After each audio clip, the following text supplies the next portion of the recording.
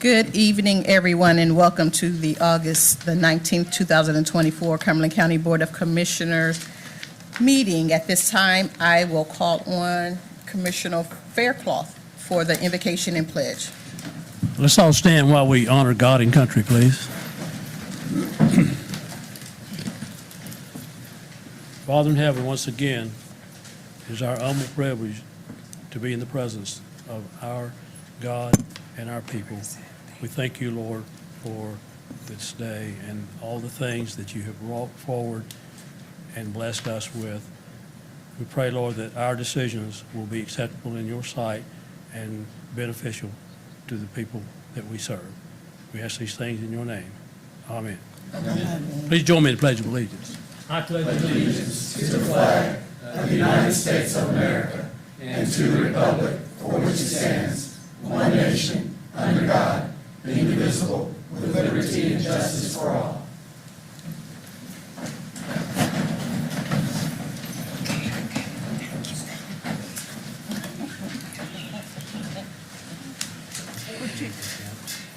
Thank you. At this time, we're going to move on to our recognitions, and I will call on Assistant County Manager Sally Shuck to present this item.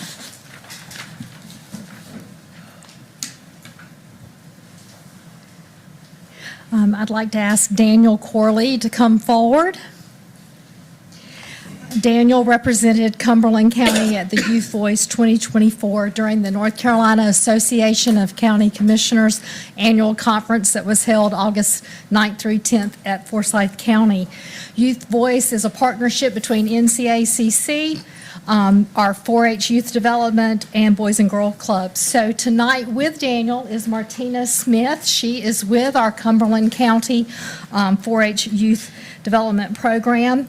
And Daniel is going to share with you a little bit about his experiences there, and then Chairwoman Stewart will present him with a certificate. Yes.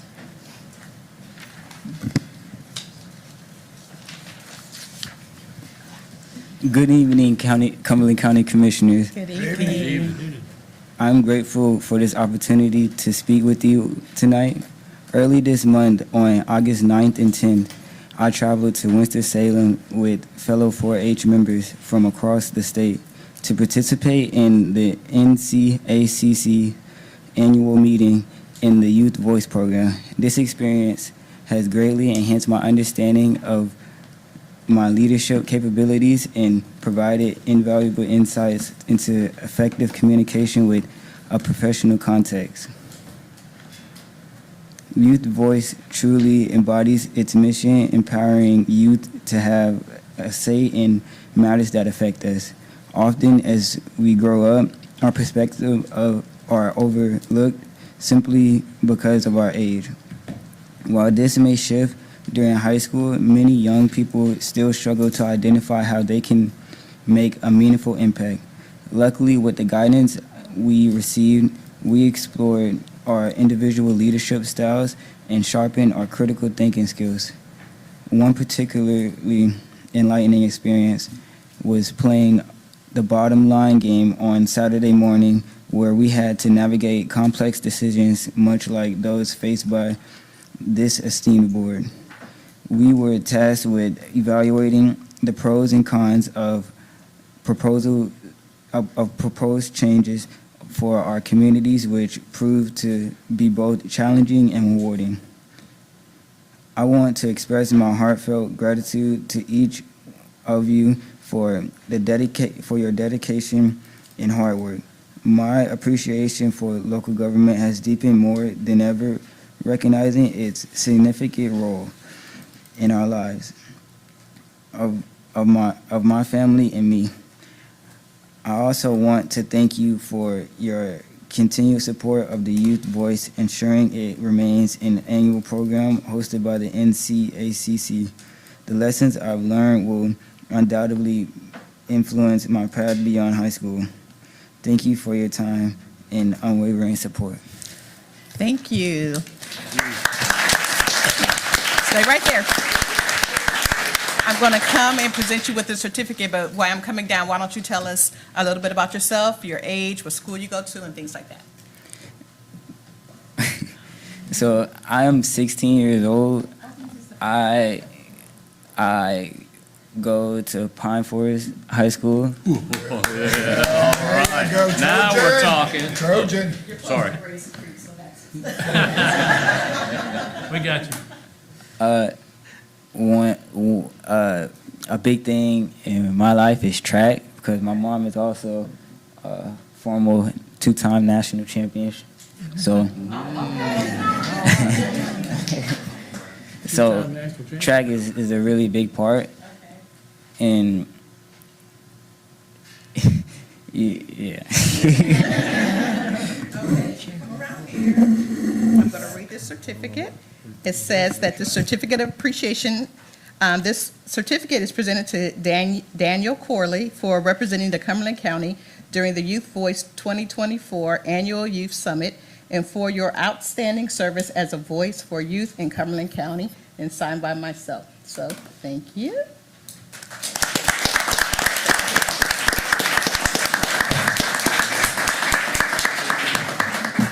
Okay, now you're going to come and shake all of their hands, and then we're going to take a group picture.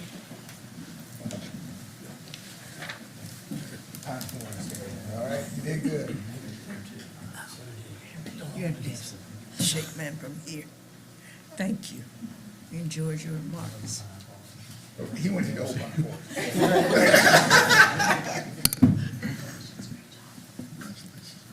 Okay, Danny, so we can come here and take a picture of everyone. You want the Pine Forest guys to come in and stand with us? You got to represent, gonna put it in the fish pond. I'm gonna leave my Right. seat. And 1, 2, 3. There's another one. Two's next. 1, 2, 3. Bring your mom and dad. Now, Mom, Dad, and yes? Baby, come on.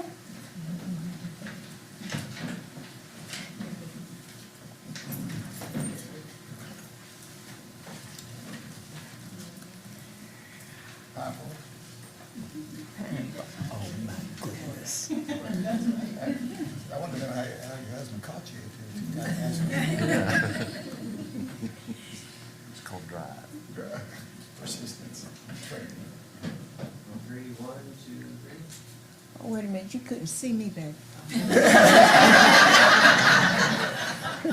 There we go. Sorry about that. And 1, 2, 3. Okay. All right, 1, 2, 3. That was a, Thank you. Daniel, congratulations. I got it. What first? You got a person on your left hand side. You don't know what's there, I'll take it. It's a bag or something. Thank you. You betcha.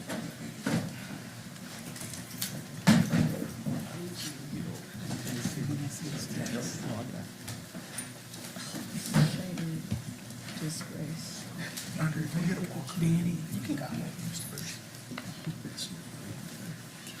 In green. In the green. Got the speed race on. There was a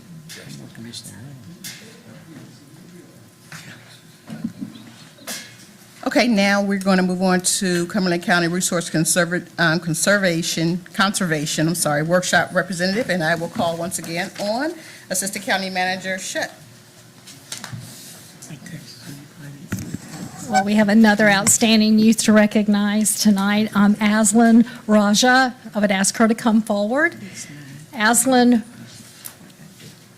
represented Cumberland County at the Resource Conservation Workshop that was held June 16th through the 24th at NC State University. The Cumberland County Soil and Water Conservation District sponsored her participation, and some of the members of the board are here tonight. I'd like to recognize Mr. Wayne Collier, who is the vice chairman of the district. Are there any others? And then Mitch Miller, who is our soil conservationist, are both here to support Aslan tonight. Thank you. So I'll let Aslan. And her mother. And so Aslan's going to share with you a few words about her experiences at NC State and the RCW. Thank you so much. Good evening, everyone. Good evening. My name is Aslan Raja. I am a homeschooled high school senior. However, I do take classes at Fayetteville Technical Community College. As you heard, in May of this year, I was selected to attend the Resource Conservation Workshop and represent Cumberland County at NC State. This was truly an amazing experience, and we covered a range of topics in just 4 days. To be a little more specific about the topics that we covered, we went through soil quality, water quality, wildlife management, wildfire management, and then we looked a little bit into the daily life of a natural resource conservationist. We did also a lot of activities. We did things like a very fun lab where we created fake seed coats, and then we also did something a little stinkier, I guess. We searched through cow dung to look for dung beetles. That activity was fun, but I can assure you that some people definitely opted not to participate in that activity.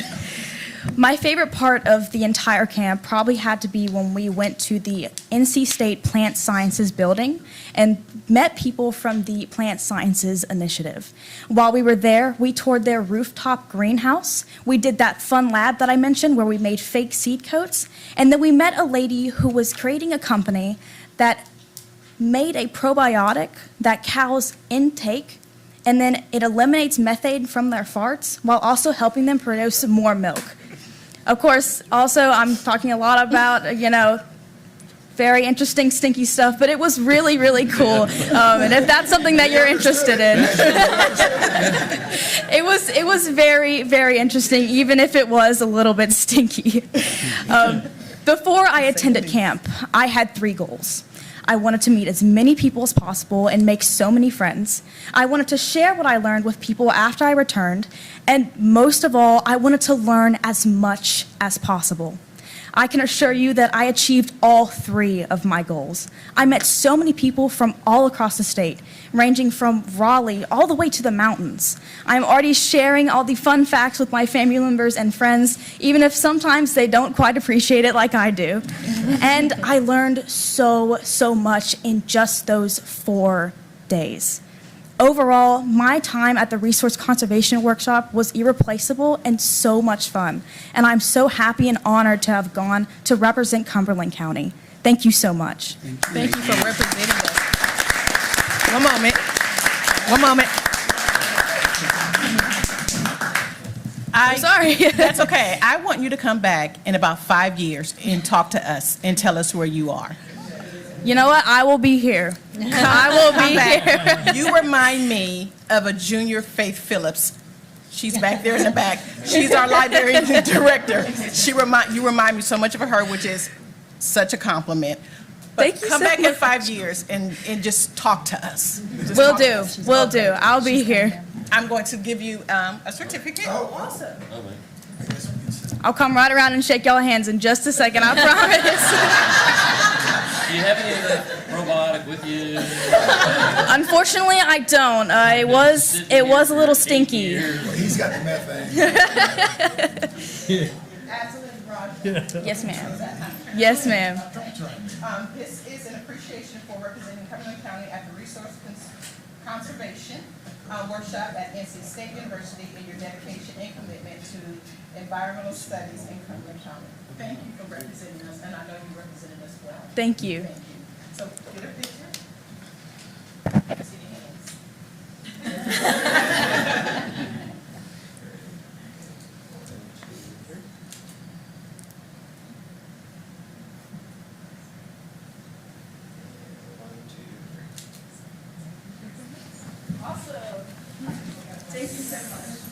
Oh, you start over there. Yeah, that's the- Thank you so much. We talk about a rock and I listen to you. No, I haven't quite told them. I've searched through the book yet. I did, but it was good. It was good. I'll show you. Thank you How many siblings? Oh, my gosh. I just told her I could listen to her talk about a rock for like 10 minutes. It was so good. Impressed, impressed. Thank you, Shirley. Thank you, sir. Congratulations, thank you.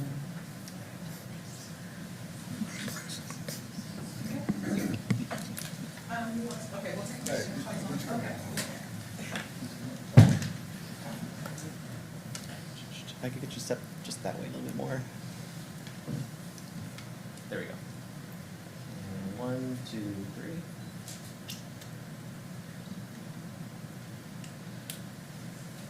Again, and 1, 2, 3. Mom?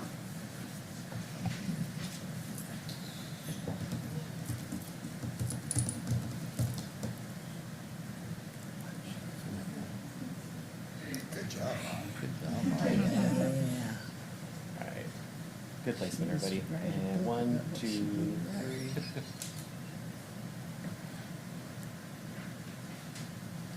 Again, and 1, 2, 3. All right, thank you. Wonderful. Wonderful.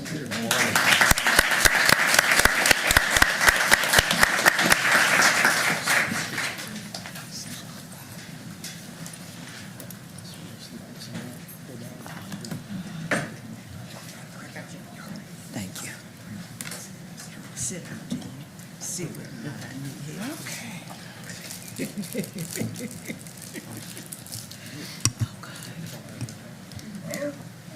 And now, we're going to move on to the Care Center 2024 Purple Ribbon Award, and I will call on Manager Greer to present the item. Yes, Lisa Childers, I don't see Lisa here. Is Lisa here? I don't see Lisa. Yeah. Well, I don't have the same thing. Huh? I'll take over. That's why I'm in the seat. The Cumberland County Department of Social Services Care Center received the 2024 Purple Ribbon by DomesticShelters.org, which is a program of Alliance for Hope International. DomesticShelters.org is the first and the largest online and mobile searchable directory of domestic violence program in shelters in the U.S. and Canada, and a leading source of helpful tools and information for people experiencing and working to end domestic violence. The Care Center was nominated for the award by Teresa Curry, retired victim advocate for the Fayetteville Police Department. Ms. Curry was instrumental in providing transportation and other services to support citizens experiencing domestic and family violence. The Care Center was selected for Outstanding Local Organization. The award is an acknowledgement and testament to the team's hard work and diligence in ensuring victims and children in crisis are in a safe place. The Care Center Shelter is a 24-hour, 365 day-a-week operation. The Care Center will be celebrating its 45th anniversary this year with various events planned during Domestic Violence Awareness Month, which is in October. And we will ask you all to please, the current plans, I want to say this, the current plans for Domestic Violence Awareness Month include an annual vigil on October the 17th. And I would ask that you all join me in congratulating the DSS and its Care Center.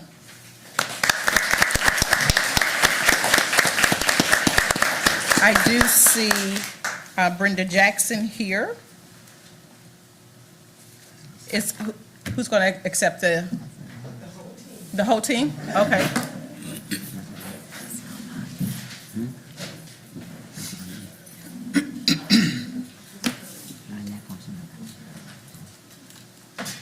One of y'all could have did it. We have Miss Curry here too. Oh, Miss Curry's here. Wait a minute, we can't see them all. Can't see them all? Come around back, can't see them all. Spread out. Where's the manager? She's right here.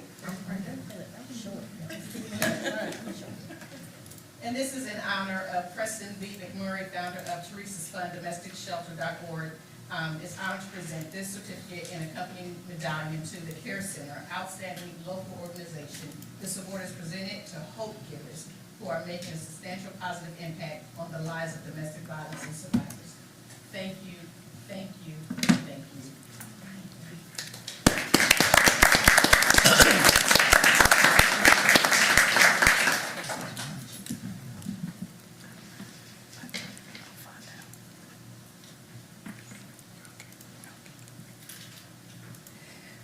Good evening.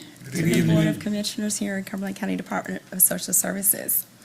On behalf of the Care Center Family Violence Program, as you all heard, Teresa Curry, nominated the Care Center Family Violence Program for this award. In May of 2024, the Care Center Family Violence Program was awarded the National Purple Ribbon Award for Outstanding Local Organization. We are truly honored and grateful to have been nominated this award, such prestigious award. We would like to thank the Board of Commissioners, the Cumberland County Department of Social Services Board of Directors, and the Care Center Advisory Board for your continued support. This year marks the 45th anniversary, and we look forward to providing services in the near future. Thank you. Okay, so you will come all here so we can take your picture.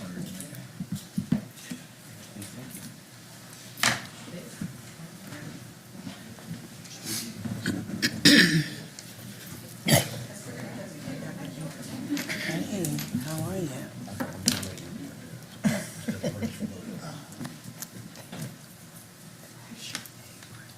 Perfect. And 1, 2, 3.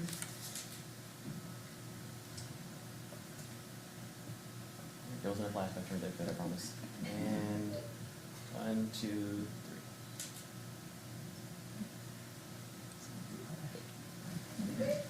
Thank you so much. Cross me out. Cross me out. They cross me out. Forgot about the handshake.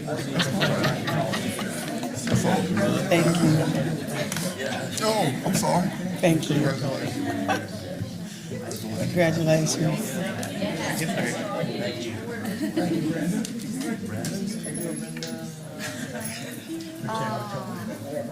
Congratulations on your retirement. Congratulations. Congratulations. Okay. Congratulations.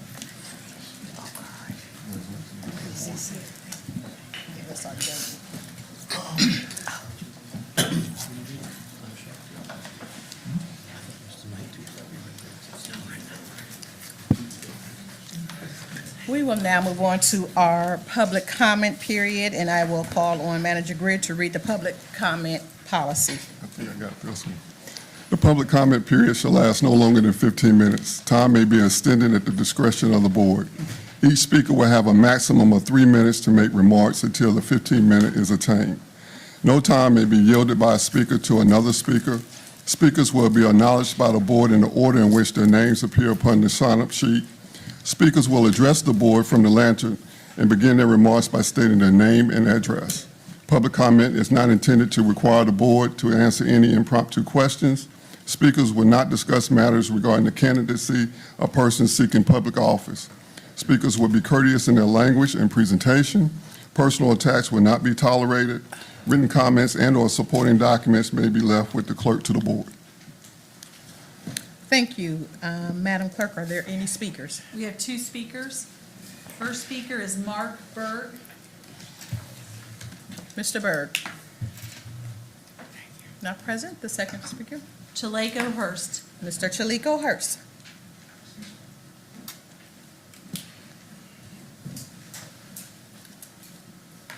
Welcome, Mr. Hurst. Good evening. Greetings to all commissioners and the public. First and foremost, I got to go ahead and commend the Sheriff Department for implementing, making sure, I believe all their staff presently have body cams. We spoke on that issue for at least 2 years. We brought that up. So just like I criticize, I got to commend them. And just like I commend the county commissioners for doing the housing project for the homeless, not just for women, not just for men, for all of them. The only criticism I have for that is that I was wishing that the same organization for Habitat Housing, because they put up houses within a matter of a couple of days, would have been implemented for the housing for the homeless, because it was, anybody out in the climate knows, it was very, very hot this year. And we got right down the street, on the side of the street over here, we got people sleeping on the sidewalk. But we got things that, whether it be the city or the county, they paid for, and it's not being taken advantage of. Get that out the way. The second important thing that I'd like to bring up is that we have a crisis in the black churches. They are not assisting, whether it be the teenagers at the detention center over there, because the black churches saved my life when I got in trouble, when I came back from Germany. They were one of the first people to come visit me. And with the class action litigation that has come to the forefront for those juveniles that are being housed all over the country in juvenile detention centers, we need the black churches to come on board. Also, we also need the black churches to go ahead and point out those who are overzealous, because anyone who knows me, there's only two reasons I'm in North Carolina. My mother, because she cannot walk from a hysterectomy ever since 1995. No one else claims they can lift her but me. And secondly, for another young lady. Well, my mother wants to be buried at her childhood church, and this is where I need your assistance at. This particular church, this particular pastor used their influence to start off condemning those who are not, paying members at their church. Because approximately 3 weeks ago, am I right, Brenda? We had 2 family members pass in the same day within 2 hours. So we wanted them to be buried there. That's the only thing we wanted. And my mother wants to be buried there because at least 60% of those presently buried at that Pacific church are related to my family. Some requests where they said if a person is not current paying tithes and whatever. So we went up there, me and my family members, to sign up so we don't have this when my mother passed, when my cousin passed, when next one of my aunties passed. And we sat there through the service and we waited and we waited and we waited. And the pastor went out through the back door. No explanation, nothing. And no one has reached out to call us or anything. So I'm asking for anyone on the county commissioners to help us with this situation with this particular church. Lastly, I want to speak upon the, make sure that those who are presently incarcerated at our detention center have access to the literature for the votes so they can participate in it, as long as they have not been convicted. Sheriff Ernest Wright said they're going to use the kiosks for those prisoners to go ahead and use that access. And lastly, I'm truly puzzled about the state of North Carolina because they recently passed a juvenile bill that lowered the ages for individuals to be charged with felonies. I'm a product of that. When I came back from Germany in 1984, I was 16 and got in trouble in North Carolina. They gave me 40 years. Put it in proper context, the person who killed George Floyd got 22, grown man. Thank you for your time and consideration. And hopefully you can help me with the church situation. Thank you, Mr. Have a Hurst. great day. At this time, we will move on to the approval of the general agenda. Manager Greer, are there any changes to the agenda? No, Chairwoman Stewart, there are no changes to the agenda. Okay, if I can get a motion and a second to approve the agenda. So moved. Second. It's been moved and properly second. All those in favor? Unanimous. Okay, at this time, Public hearing. the consent agenda. Are there any items to be removed from the consent agenda? Did I just do that? Yes. Okay, my bad. I'm not my bad. I'm sorry. At this time, I'm going to call Dr. Green. Dr. Green, if you would come up, please. We did that. Okay, can I get a motion to approve the consent agenda? Move to approve the consent agenda as presented. Second. Second. All those in favor? Unanimous. Why y'all say I just did that? Dr. Green? Good afternoon. On your consent agenda, you have a proclamation for Sickle Cell Awareness Month. And so we wanted to just provide a little more information for the public about sickle cell disease and just take a few minutes before you to share some local resources. The proclamation. I'm sorry.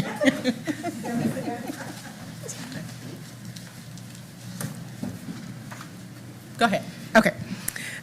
So we just wanted to share a little bit of information with you all and the public about sickle cell. It's not one that we often talk about, but just a little bit of information. So sickle cell disease is an abnormality when you have the red blood cells in your body are misshapen. They're in the shape of a crescent or a sickle, and that makes it difficult to move through the body and can cause swelling and pain for the person that has it. It's a disease that's inherited from your parents.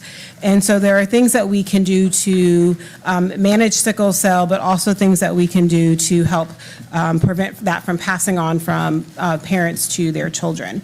So sickle cell trait occurs when a person inherits the gene from their parent to the individual person, and then we say you have sickle cell disease when you have both parents that are carriers of sickle cell that pass from both parents to their child. Children with sickle cell experience swelling of their hands, organ damage, and in adults, strokes and kidney failures, among many other complications. And many of these complications cause early death. And for people that have sickle cell, their life expectancy can be 20 to 30 years shorter than a person that doesn't have this disease. And so it's really important and impactful for not just the individual person, but also their family and their friends. And importantly, this is one where we see really stark health disparities in our community and across the country with sickle cell. So more than 90% of people that have sickle cell disease are African American. Although I'll note in North Carolina, there's a growing number of people of Caucasian Americans that have the sickle cell trait. Approximately 1 out of 12 African Americans across the country carry that sickle cell trait. That doesn't mean they have the disease, but they carry the trait. And then about 1 out of 400 African Americans have the sickle cell disease. So those are really stark numbers when we think about disease overall. Specifically in Cumberland County for the last almost a decade, Cumberland has been in the top 5 counties in North Carolina for sickle cell, for new cases of sickle cell. So between 2016 and 2020, we've had 26 babies that have been born with sickle cell disease. So that puts us in the top 5 in North Carolina. So what can we do about that? How can we help do some prevention work and disease management? And so we want people to, at birth, everybody in North Carolina, all of our babies should get a hemoglobin test at birth. That's happening in many places around our state through some state testing at our public health laboratory. And then we also want our pregnant moms to get tested, or anybody that's preparing to doing some family planning, we want you to get tested. That helps families to prepare for their pregnancy, for their birth, to get prepared for that so that they're ready and that they have the knowledge that they need to make some decisions. We are grateful in our county to have Piedmont Health Services. Not every county has a Piedmont, but we do, and so we're really grateful to that. Piedmont does a lot of things. They do free genetic testing, and they also do, for sickle cell specifically, they do genetic counseling, they do case management services. They'll walk you through the process from start to finish. Whether you have the trait or you have sickle cell disease, they are that support person for our county. And then for folks that are listening, their website is piedmonthealthservices.org, and they've got a phone number, 910-229-2393. And then they also do a really cool thing that I don't think many counties do. They have a camp for our kids that have sickle cell. They do that every summer. I think they just wrapped up their camp last week or in the last week or so. So there's lots of resources in our community for folks that are think they might be have the trait and then also have sickle cell disease. And so we want to make sure that we're bringing awareness to that this month.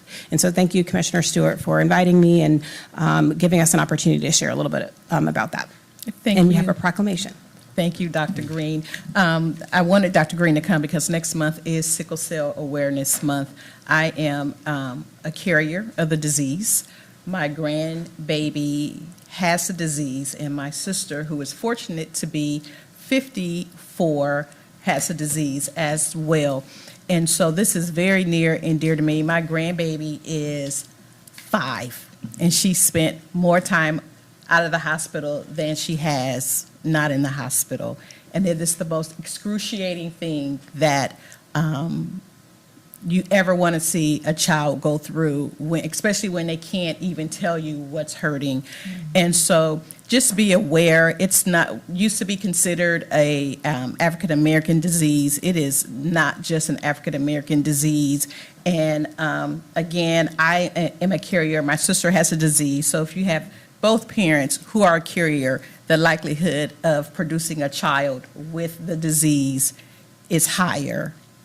And now my grandbaby, and I tell you, if I just wish that, and my kids knew, make sure you ask. And it's a shame that that's a question that we have to ask before, when it comes to marriage and things of that nature. One of the things that we have to ask is, are you a carrier? So that we won't have another child come into the world like that. And I will say, it is still one of the diseases that doctors still don't know that much about. My grandbaby has to go to UNC. There's just, doctors just are not, it's just something they just don't train to do, unfortunately. And I wish that we had more doctors here, although we have great doctors. I just wish we had more people to specialize in sickle cell disease. So the proclamation reads as such. Whereas during National Sickle Cell Awareness Month, we recognize the perseverance and strength of the community of people living with this disease and recommit to developing more effective treatments. And whereas approximately 100,000 Americans have sickle cell disease, a group of inherited blood cell disorders that can cause acute chronic pain and serious health complications, including infection, stroke, organ damage, vision problems, and serious fatigue. And whereas living with sickle cell disease often means putting the goals of plans of everyday life on hold to accommodate the demands of the disease, enduring frequent unplanned hospital stays, and struggling to pay for costly treatment not covered by insurance. And whereas there is no widely available cure for sickle cell disease, while bone marrow and stem cell transplant can work for some people, low donor availability and treatment-related complications put those options out of reach for many living with this disease. And whereas, although sickle cell disease affects people of all backgrounds, it disproportionately affects Black and Hispanic Americans. Every year, 2,000 babies are born with sickle cell disease in the United States. And whereas Cumberland County is proud to stand with Sickle Cell Disease Association of America this month, which is September, and push for better treatment, education, and outcomes for sickle cell warriors. Now, therefore, we, Cumberland County Board of Commissioners, on behalf of the citizens of Cumberland County, do hereby proclaim September 24 as Sickle Cell Disease Awareness Month in Cumberland County and urge citizens to learn more about the disease and the progress made reducing the burden of this disease on our fellow citizens. Adopted this 19th day of August 2024. Thank you, Dr. Green. Thank Does you. anyone have any questions for Dr. Green? I do. Yes, ma'am. It does not deal with this, but I have lost your phone number. I need to talk to you before tomorrow. Okay, yes, ma'am. I'll get it to you. Yes, ma'am. Okay, thank you, Dr. Green. Okay, thank you. I'm not going to give that over the air, if that's okay with you. Doesn't have anything to do with this. Had you had a good summer so far?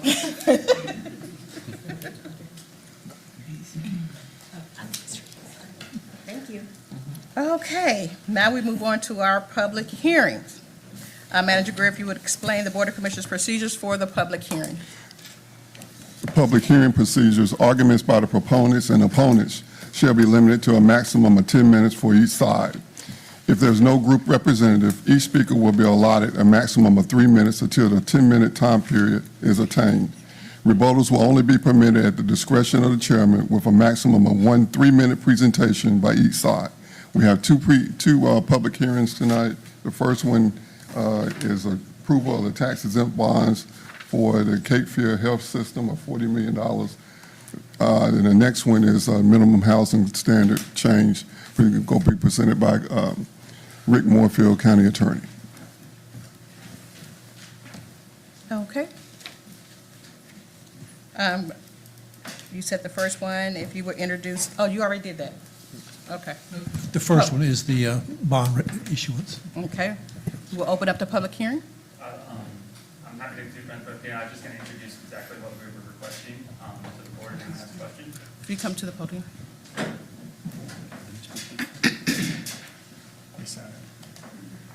Oh. Oh, Go ahead. Hi, my name's Charles Boyer. I represent both the Public Finance Authority and Cape Fear Valley Health System. okay. And I was just here to briefly introduce the issue for the commissioners and our request. We're requesting to hold a TEFRA hearing and ask the county commissioners to please approve a TEFRA approval, which is procedural tax law. It's a requirement of federal tax law. It's not a liability of the county. The bonds are in no way to be paid for by the county. It is all a debt of the hospital system. We published a notice in the paper. This is the postponed hearing from August 5th. It's been moved to tonight, August 19th.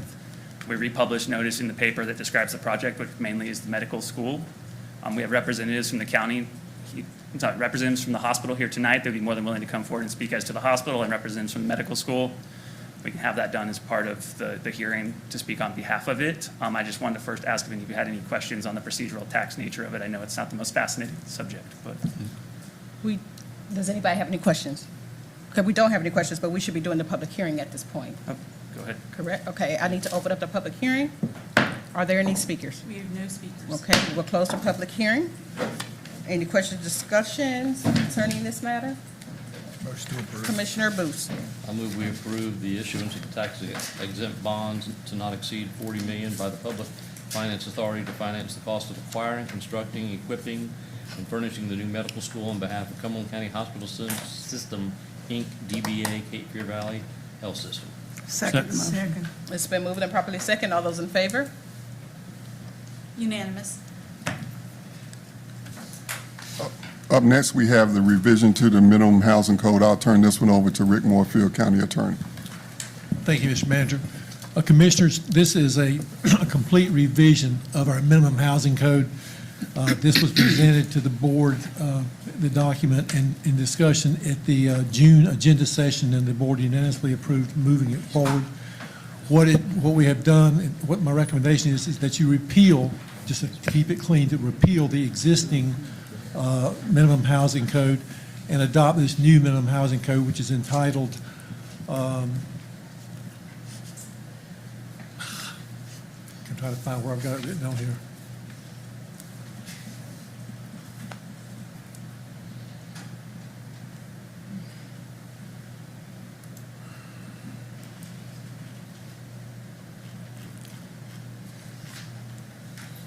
What you're repealing is the existing code, the Cumberland County Minimum Housing Code and Non-Residential Building Code. What we're asking that you replace it with, to adopt, is the Cumberland County Minimum Housing and Abandoned Structures Code. Abandoned structures was something that was added by the new Chapter 160D. That constitutes most of what is ever brought to the board on these things, and I think it would be a more efficient way of handling it, and that was not available prior to Chapter 160D. The other changes have been to bring the language in the ordinance in compliance with the new statutes and to update the definitions. I have added, since you saw this in June, a definition of abandoned structures as which was requested by Rawls Howard for his folks. The package includes a resolution that if you adopt that, what it would do is repeal the existing code and adopt the new Cumberland County Minimum Housing and Abandoned Structures Code at the next regular meeting of the board when it's presented. It has to be read twice because it does have a minimal criminal penalty in it, and that would require a majority vote at least twice to pass. So you won't pass it tonight, but if you approve this resolution, it'll be put on the next agenda, next regular meeting agenda for, it won't be a public hearing, but it will be for your final adoption. And the public hearing was appropriately advertised in the Payable Observer. The payment publication confirmations attached, and we will attach the publisher's affidavit at the next meeting that once it becomes available as an item of information for permanent record. Okay, we will open up the public hearing. Madam Clerk, are there any speakers? There are no speakers. We will close the public hearing. Commissioner Keith.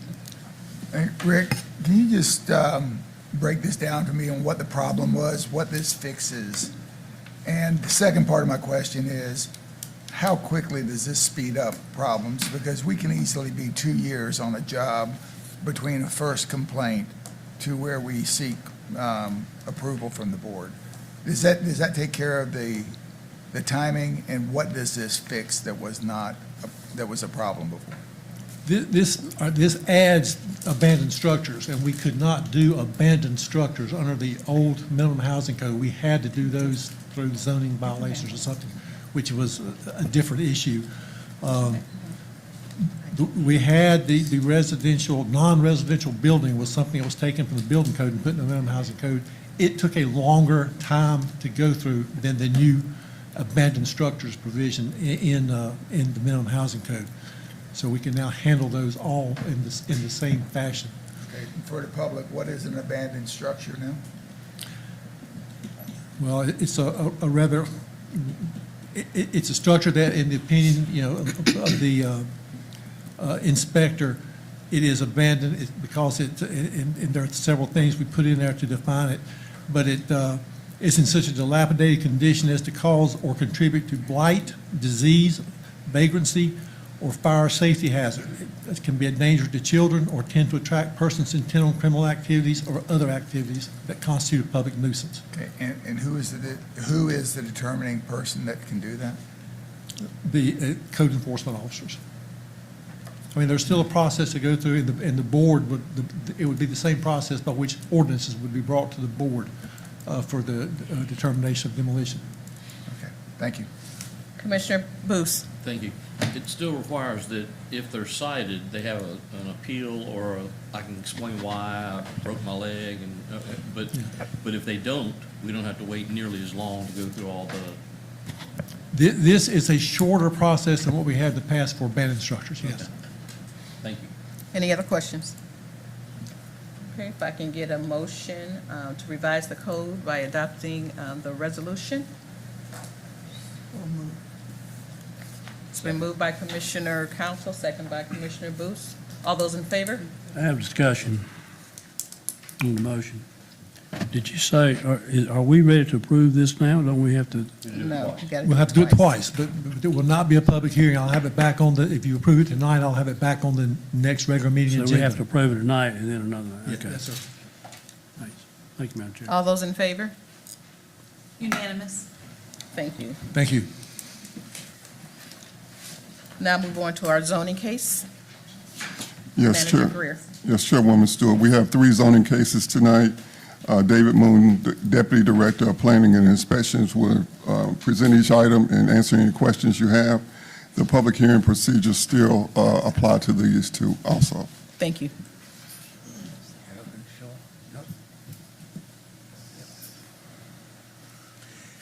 Good evening, Madam Chair and Commissioners. Good evening. First case before you is ZON 24006. It's located in the west central area of the county, just south of the city of Fayetteville and northeast of the town of Hope Mills. The applicant is Greg Stewart, and the property owner is Side Bet Ventures LLC. My understanding from discussions with the applicant is there's a contract to purchase the property shaded in red, the hatch mark, if the zoning on this property is approved. The request is to change the zoning, R6A residential and C3 heavy commercial to CZ planned commercial conditional zoning. The intent is to have a commercial retail business on the property, and the site is approximately 1.5 acres. As this slide shows, the surrounding area is predominantly single-family residential, manufactured homes, mixture of institutional, offices, industrial, and commercial.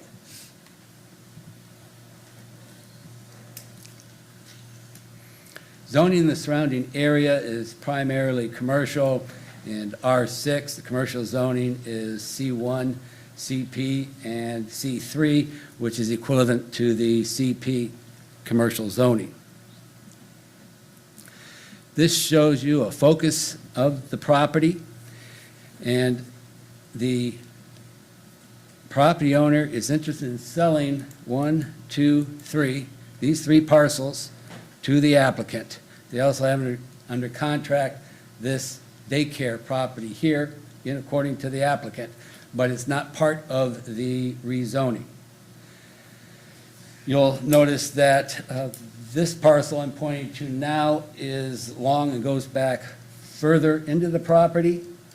At the time of the development application, this property to the back will be split through a plat and is not part of this zoning.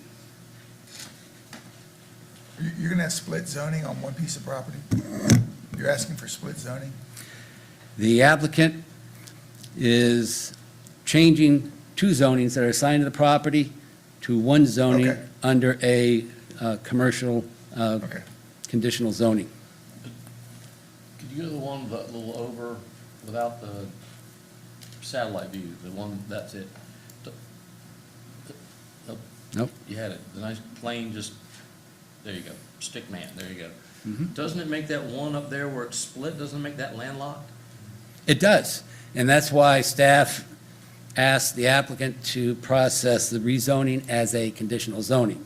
So the conditions require the future owner to conduct a replat of the property, and through that replat, they'll have to provide connection from this parcel to this parcel.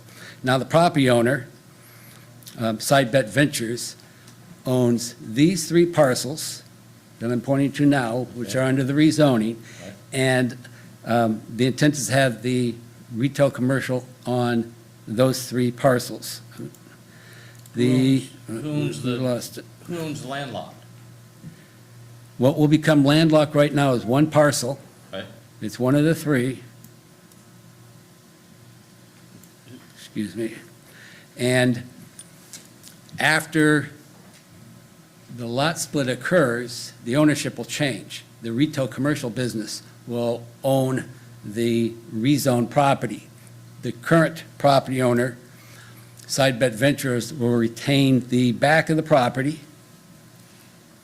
This arrow's not working. Is it? Okay, we'll retain the northern portion of that parcel. And I'll have to point to it. The property owner also owns this flag lot here, Okay. okay? And You said they also have like a option, or they've already bought, or they're about to buy yet a 4th one, right? yes, All right, and now that- adjacent I'm sorry, Adjacent to the site is an existing daycare, Right. okay? So as part of the conditions of the conditional zoning in the future development applications, a replat then will address the access between that northern portion of the parcel with the parcel to the east that is also owned by Sidebet Ventures. Gets a little more complicated in that through this plat process, as you can see on the air photo, the daycare, which is all center right now owned by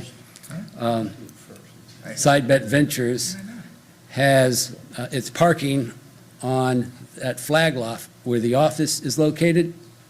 And through the plat process, they'll have to redesign the lots to ensure there's sufficient room on the daycare to accommodate parking. So that will be handled through the development review process. And it's also addressed as conditions within the conditions of approval for this application. Okay, are you done? Okay. We'll open up the public hearing, Well, I've got other slides, so you're not done? just Okay. addressing I thought you that said you comment were from done. Commissioner Gotcha. Booth. Okay, water lines are located adjacent to the property, so it'll connect to water. Sewer lines are not available, so septic tank will be required on the site. It's The request is consistent with the adopted land use plan under the Southwest Cumberland Land Use Plan. It calls for heavy commercial, and the requested zoning would be consistent with the land use. It also lies within the Cumberland Road Business Street Plan, and there are 3 recommendations that you see on the slide that the rezoning would be consistent with. This is the subject property. This is, again, the subject property, but a little bit further to the east. This is the east view along Cumberland Road, the south view across the street, the west view. This is the conditional zoning site plan. If the zoning is approved, they are subject to comply with this site plan. Key conditions with the conditions of approval are the use is limited to commercial retail. The development must be consistent with the conditional zoning site plan that I just presented to you. They're asking that the parking spaces be reduced from 43 to 36. The zoning code requires for the size of the building proposed 43 spaces. They provide information that similar retail operations that falls under this business can serve and function under 36 parking spaces. The driveway access must be from Carbine Street. They can't have access to Cumberland Road, and a replat must occur to address the existing nonconformities and eliminate a landlocked parcel. So staff recommends approval of the request. The planning board reviewed this case last month and recommended approval 8-0. Thank you. Madam Clerk, are there any speakers? We have 2 speakers. Brianna Smith.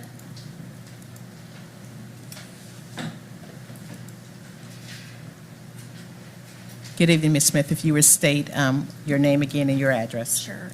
Rihanna Smith, my address is 127 West Hargett Street, Suite 504, Raleigh, North Carolina. Okay, if you can move the mic and speak into it so they can. More, yeah. Okay, thank you. Hi. Thank you. I'm counsel for the developer that is applying for this. It's Retson Company, and I'm just here to speak on its behalf. We appreciate Planning Board and everything they've done. I would just like to comment as well, just to say that, again, this does meet the goals under the UDO. It creates an atmosphere and supports existing future commercial activities while complementing the existing character of the neighborhood. Here you have both residential and commercial. This is a retail with household goods, so it serves both of those communities. It is also meets your it's not an environmentally sensitive area. Here there's no watershed, there's no flood zone, and it's already has sufficient infrastructure to support what is coming, and on top of it, it will accommodate the market demands. Mr. Stewart is also here and can speak to any of the concerns that you have about the plot, the location, and the easement access, which I understand has already been submitted and filed. Okay. Yeah. Thank you. Sure. Sorry. Thank you. Next speaker, Madam Clerk. Greg Stewart.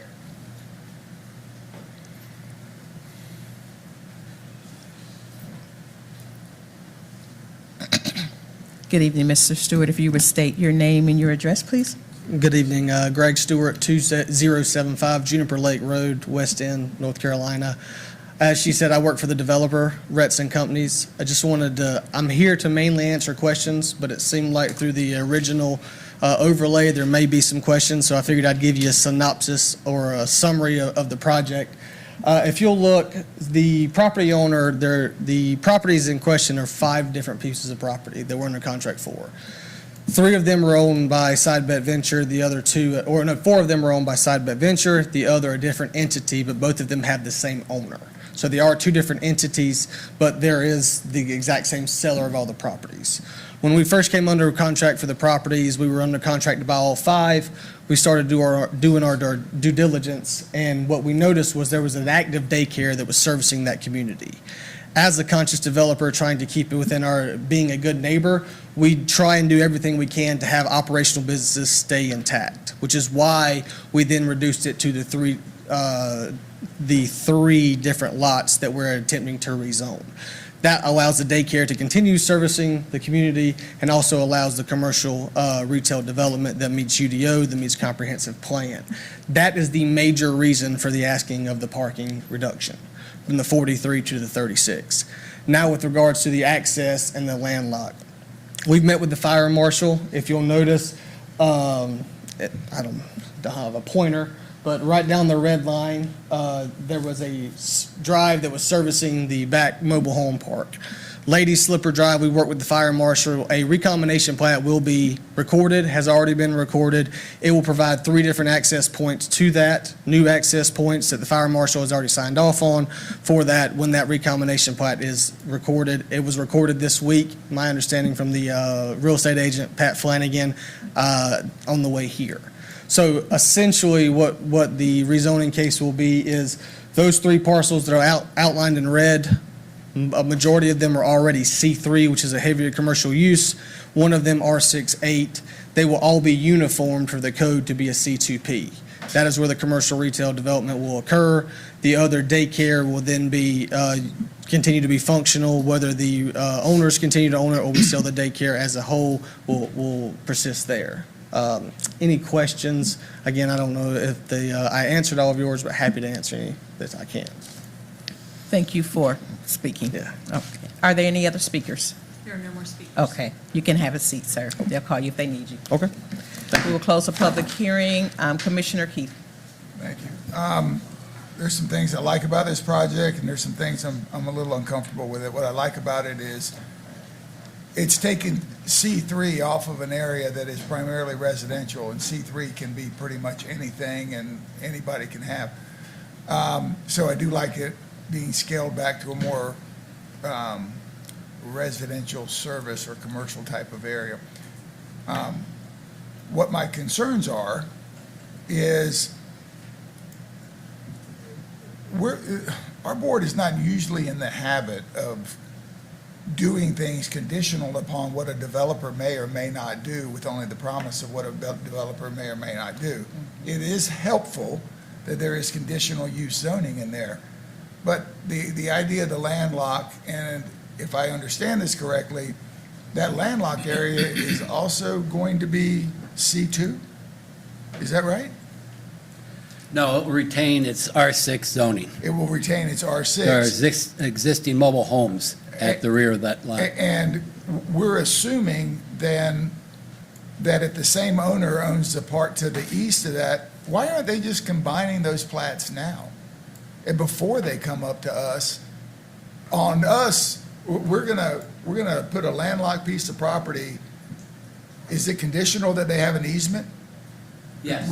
It's conditional in the program that there is an easement to that property. And where is the access from that easement? That will be identified at the time of the plat. I've already met with the fire marshal's office, and they selected locations where they would like to see the cross-access easement, and that would appear on the plat, the replat that's reviewed by staff. Why are we doing all this before they've done all the work? I mean, they've done all this. The applicant could probably explain it better than I, but it's based on a decision, a business decision. They likely don't want to purchase the property unless they get the rezoning, and if they don't purchase it. I just heard that the same people own all the property. Mhm. Is that not right? Excuse me? The same people own all the property? Just under 2 different corporations? Correct. Okay. Sorry, I didn't mean to. No, I want you, please, Yes, sir, please. sorry. Yeah, So the clear it up for me. recombination, so the lots have already been, the recombination plat that creates those 3 lots and separates from the back lot has already been recorded. The ones on the front? Correct, yes, sir. So, Okay. and with that recombination plat, we work with planning staff and the fire marshal. That plat actually shows the access points that are needed to not make it landlocked anymore. So that plat, the plat's already been recorded this week. It won't show up on your GIS, but the parcels that we're purchasing have already been divided from the back lots that they are The ones that are C3 on the corner? Yes, Right, sir. those 3. But the one behind that, I thought the access was gonna your access was gonna have to come from the east. Our access for the C3, ours will have to come off Carbine, not the. I can't really see where that Sorry. road is. Yeah. So our access point's gonna have to come from here. Yeah, If you see Lady Slipper Drive. yeah. That's an already existing road. The plat identifies the road and then the 3 access points that the fire marshal has preliminary approved that was recorded on the plat. Is that an Those approved- access points already exist. Is that an approved road? It is not, no, sir. And the fire marshal approved that? Yes, sir. Whoa. Okay. All right, thank Booth, you. Commissioner Booth. Appreciate it. You're- I had kind of the same concerns because a couple months ago, Rawls was reading about, he got about like the 6th conditional thing, and I said, do we have conditional enforcement officers? Yeah. He said, no. I said, so 6 months from now, there's just construction going on for 6 months, and then who goes back and makes sure that everything was done? He said, we have a lot of hope and faith. And I said, you're gonna need more staff. So that's our only concern. I love the fact that you're going out there. I think All right, I like Cumberland it. is gonna be. Yeah, I think it's great. I think Cumberland Road area, once people start realizing its location, there's no hydric soil problems, there's water at least almost everywhere, and there's sewer creeping out there every day you turn around. So we love people going out there to Cumberland. We're not trying to scare you away or anything, Sure. but it just, when they start doing like, and then they're gonna do this, and if you approve this, they'll come back and do this, and if you approve it, they'll do. It's a little unorthodox. Yeah. Just one point of clarification, there are checks and balances. So to get a CO, a certificate of occupancy for the business, the zoning permit's gonna have to be approved. The only way for a zoning permit to be approved is for us to meet the conditions of the rezoning. So the county is well within their rights, if we do not meet any of the conditions that are set forward in the rezoning application, to deny our zoning permit. No construction, I can tell you from a developer, we're not gonna put money into construction without a zoning permit. I got you. I know, So, I'm glad you're there, and I was just going. to Yes, say, like, sir. If there's no speakers in opposition, we could move on, but I'm glad you were here to answer the questions. yes, sir.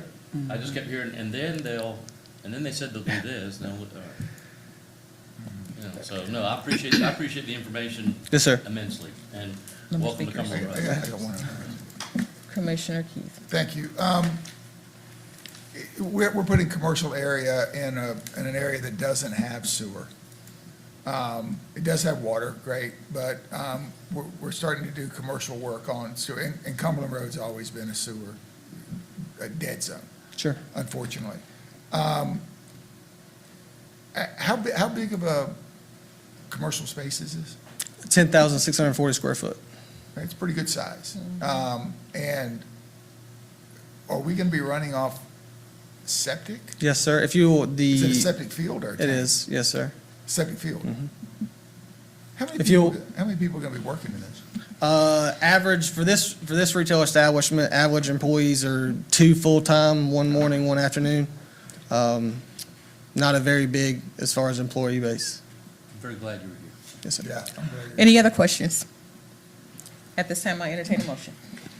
In case zone 24026, I move to approve the rezoning request from RSA residential and C3 heavy commercial districts to C2P, CZ, planned services and retail conditional zoning district, and find the request consistent with the Southwest Cumberland land use plan, which calls for heavy commercial at this location.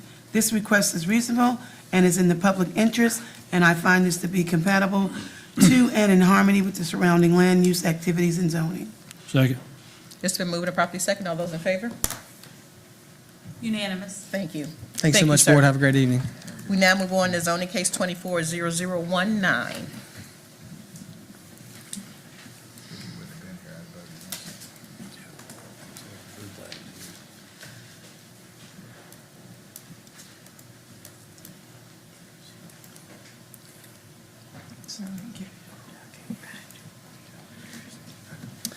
Rezoning case 24-009 is located in the southwest area of the county to the west of Highway 87.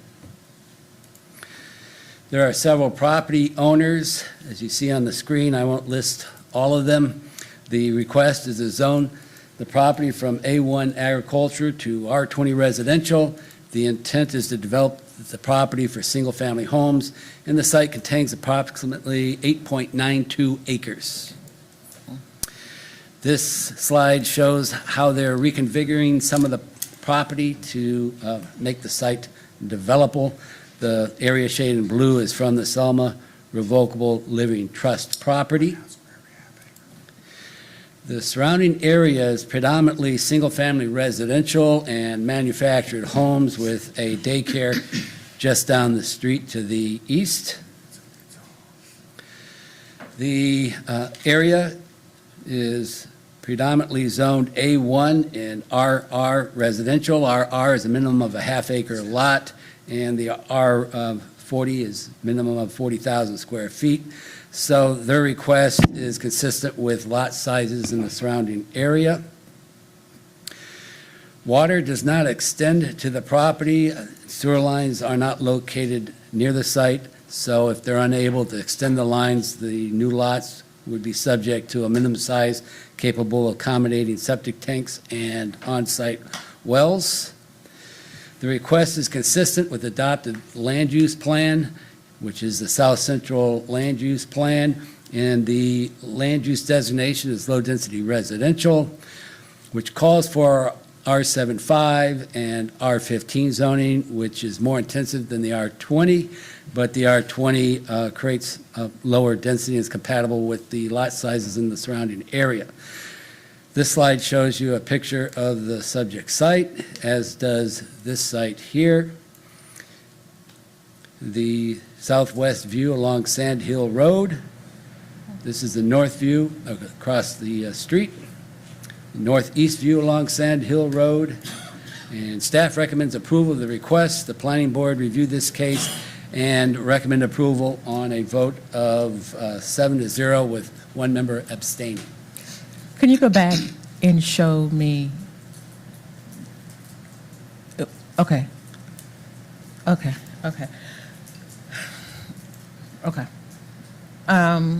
We'll open up the public hearing. Madam Clerk, are there any speakers? We have one speaker, Mike Adams.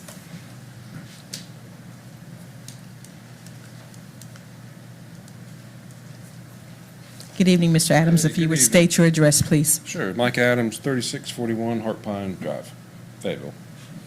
So I'm the surveyor. I don't know if we have a proposed, do we have a proposed for the subdivision? No, we don't. Okay. So what we're doing here, we have a 14-lot subdivision that we're trying to put in here. They're all over half-acre lots. The road's going to come in off the larger of the two strips that you see. We have, the owner has currently bought some property from the lady there. We've had to buy little pieces of property here. As he said, Thelma, we're swapping with her. She's giving us the little triangle of her property. We're giving her that larger piece that's beside her. There'll be a DOT-approved road that goes in straight through with a cul-de-sac to the northeast there. Again, like 14 lots.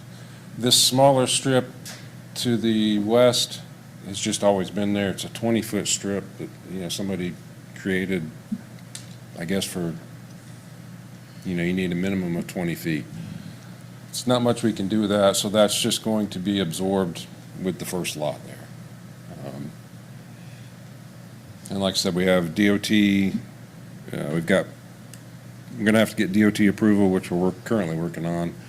We've got an engineer currently working with all those plans. And I think that's about it. Pretty straightforward. Thank you. Sure. Now, any other speakers? I'm sorry. There are no more speakers. Okay, we will close the public hearing. Commissioner Keith. Thank you. This has really got a checkerboard of zoning back here. For the longest time, a benchmark was R20. If you needed sewer, R20 was, you started to get suspect. But I see that there's R15 down below it, and there's some R20 down below it too. Are those on septic fields also? Septic tanks?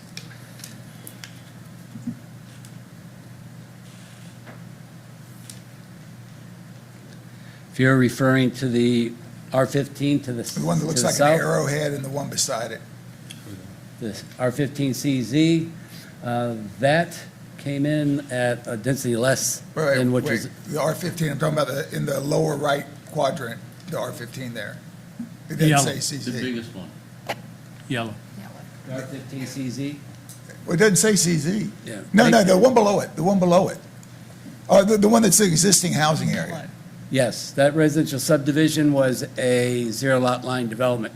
They were able to come in with the smaller lots. That's an older plat. Wow. So, do you know if they're on sewer? Yes, They're on sewer. yes. Okay, how about the R-20 to the left of it? Those, I believe, are on septic. Okay. Let's see if, I would have been stunned if you had told me the R-15s were on septic. no, the sewer lines extend out to the stub outs on the north side of that subdivision. The board reviewed zoning cases on both those R15 cases in the past, so that's why I'm aware of the location of the sewer lines. We've got the existing That- R-15 zero lot line, and we know they can't do that anymore, but they have two other R-15 lines that were beside those, that those could be developed now. But they already have existing access to sewer. Is that true? Yes. Okay. So I see that, and both on the Arrowhead cul-de-sac has existing access, or no, it doesn't have existing access to sewer, does it? Only water. Which, The one that looks like an arrowhead, right beside the R-15. The triangle with the cul-de-sac in the middle of it. yes, that's built out. But they have water, but they're on septic tank. They are on septic tank. Yes. And I guess, are they required to do a hydraulic perk test per lot to see if they can handle it? Yes. I've just been through failing septic tank neighborhoods, and it's not pleasant for the board, it's not pleasant for the other neighbors, it's not pleasant for anyone. But I was just curious to has it been tested, do you know? I'm not aware if it's been tested, but at the time of the subdivision plan and plat, the engineer has to demonstrate that the lot sizes are of sufficient size to accommodate a septic tank. For a single-family home. Correct, which means the Environmental Health Division with the county will get involved in the review of that subdivision. Okay. How many homes did you say? 316. That, I don't know that He wanted number. 14 on 8 Okay. acres. Grace Creek is going to be fit to be tied. The schools are busting at the seams, and it's growing out there, and they know it, but it's busting out the seam. According to this, the middle school is already over, and the high school is on its way, and they're developing the apartments next door to the high school right now. So, that being said, I will entertain a motion. If I may, Madam Chair, I think one of the developers is here, and I've got a question. Do I have the authority to call somebody up for a question? Briefly, sure. Can you come on up?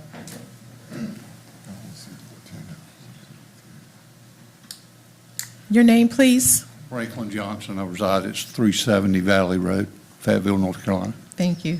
So, Mr. Johnson, tell me, we're in R20 now. This is septic tank, single-family dwelling. Each of the houses by Mr. Adams said that they will be on half-acre lots at a minimum. That was That's correct. part of it. So there's none of this zero lot No. line, try to. No zero maneuver lot around. line. They will be on half-acre lots. Yes, and Mike Akers has the entire piece of property, and it's some of the best soil in Cumberland County. Well, for building. I don't doubt it. Okay. All right, you heard my questions. Is there anything else you could like to? No, it's just, we're going to have 14 lots, they're all going to be half-acre lots. We want or above, a little bit above, and that's what we're planning on doing. We've had to piecemeal it together from some of the sellers wanted to sell, and we had to buy a little bit more property to get adequate turning lane frontage on Sand Hills Road. We've got that all worked out, so. Yeah, I saw you had about 8 different Yeah, owners yeah. and a trust. He said the one was like 20 foot. This is probably one of those original owners had it in case they wanted to have the kids live back there at some point or something, a driveway. But how wide is that one piece that is going to be the entrance? To go to the remaining property? Yeah, it looks like it starts at about like, I guess, 50 and gets down to about 30 or so. She has a 20-foot access, has always only had a 20-foot access to that 3-acre piece. Let me point to you. I got it. I got you. Yes, sir. Okay. I am giving her access through the road, and we're going to shorten that up and through a cul-de-sac, or that's what I'm offering to her. So she will be almost coming into the property. What's the average square foot of a house that's going on? Average square foot, I would say 1,800 to 2,000. That's good size. Thank you, sir. Thank you. Commissioner Jones? Can you stay there for a moment, please? Can you switch the screen back? I'm more visual with where the actual houses are, without the stick one. Thank you. Appreciate that.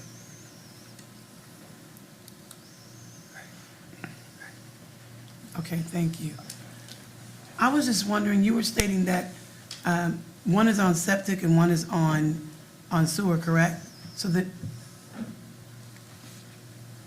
This residential neighborhood is on Right. septic. all right, And there are sewer lines that terminate at the sellout streets where they end.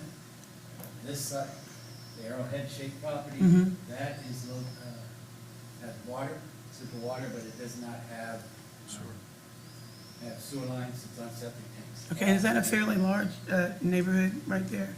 I'm just approximation. Is this a large neighborhood? Well, it continues off to the east, so Mhm. there are more homes there. But yes, I believe it's called Cypress Woods, Cypress. Lakes. Cypress Lake? Okay, I was curious about something. Okay, Thank you. thank you, sir. Thank you, sir. Are there any more speakers? There are no more speakers. We will close the public hearing. At this time, if there are no more questions or discussion, I will entertain a motion. Madam Chair, I make a motion, before I make the motion, I will say, I asked the question about the size of the house because they will tell you that there is a need for that size house in Cumberland County for starter homes in areas like that. So with that, I'm going to make a motion to approve the rezoning request from A1 Agricultural District to R20 Residential District and find that the request is consistent with the South Central Land Use Plan, which calls for low-density residential at this location. The request is reasonable in the public interest and is compatible to and in harmony with the surrounding land use activities and zoning. Is there a second? Second. It's been moved and properly second. All those in favor? Unanimous. Thank you. We'll now move on to zoning case 240024.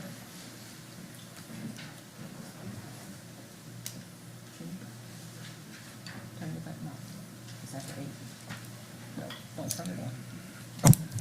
Is that the 8? I've looked at this one, this one's, it's not. That's okay.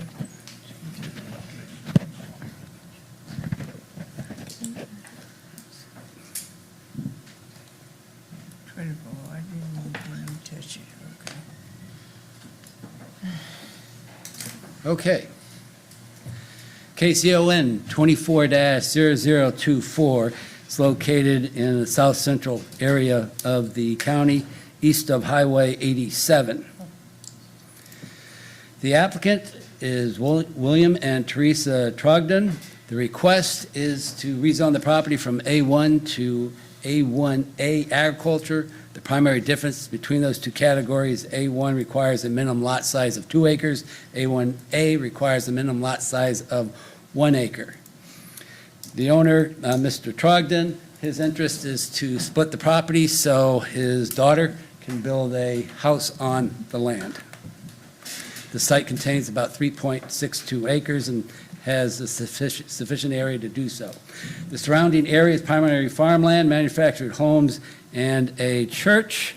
The surrounding zoning is RR to the north and A1 and R40 to the south, so that A1 creates a transitional area between the A1 and the RR and R40.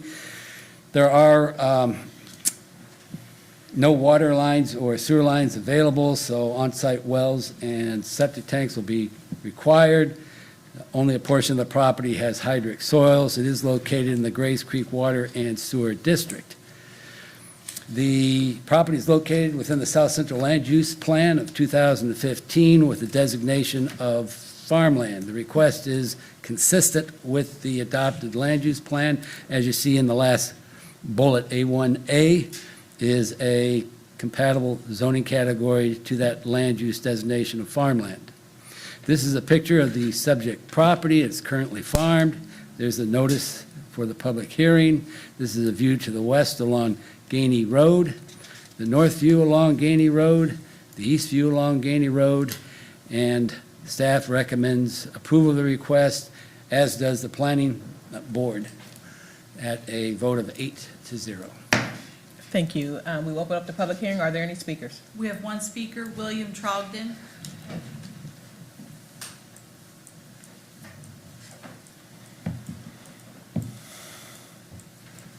Good evening, Mr. Cotton. Good evening. I'm just trying to get my daughter an acre of land to put her house on, and I'll do whatever y'all say. Okay, All right, that thank sounds you. good to me. Thank you. Any questions? Oh, sorry, we're going to close the public hearing. There are no questions, and at this time, I will entertain a motion. I motion in case of 240024 to approve the rezoning request from A1 Agriculture District to A1A Agriculture District and find the request consistent with the South Central Cumberland Land Use Plan, which calls for farmland at this location. The request is reasonable and in the public interest, and it is compatible to and in harmony with the surrounding land and activities and zoning. If I can get a second. Second. Commissioner Keefe, you had discussion? No, ma'am. Okay, it's been I was going to moved. make the motion, but Commissioner Jones beat me to it. Okay, you had discussion? No, I second it. Okay, it was second, and it's been moved and properly second. All those in favor? Unanimous. Thank you, sir. Thank you. Move on to items of business. There are no items of business. There are no nominations. We'll move on to appointments. There are 2 vacancies on the Transportation Advisory Board, and I would I'd make a motion to appoint Deborah Kinney and Takara Manuel to the Transportation Advisory Board. If I could get a second. Second. It's been moved and properly second. All those in favor? Unanimous. The Juvenile Crime Prevention Council has 4 vacancies and 6 designees. I will make a motion to appoint the following nominees and designees to the Juvenile Crime Prevention Council: Kiana Rivers to the Juvenile Defense Attorney, Dr. Annette Skinner Coleman, Under 21 Representative Mike Fiela, at large, Swan Davis at large to designees, Leonard Honeycutt, Chief of Police or designees, Stephen Marble, Local Sheriff or Designee, Carrie Young, Local Superintendent or Designee, Judge Sherry Silermack, District Court Judge, Designee, Dr. Jennifer Green, Health Director or Designee, Crystal Glover, Parks and Recreation Representative. If I could get a second. Second.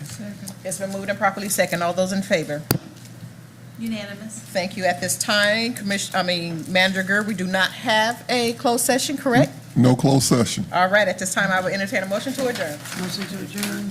Is there a second? Second. It's been moved and properly second. All those in favor? Unanimous. Thank you.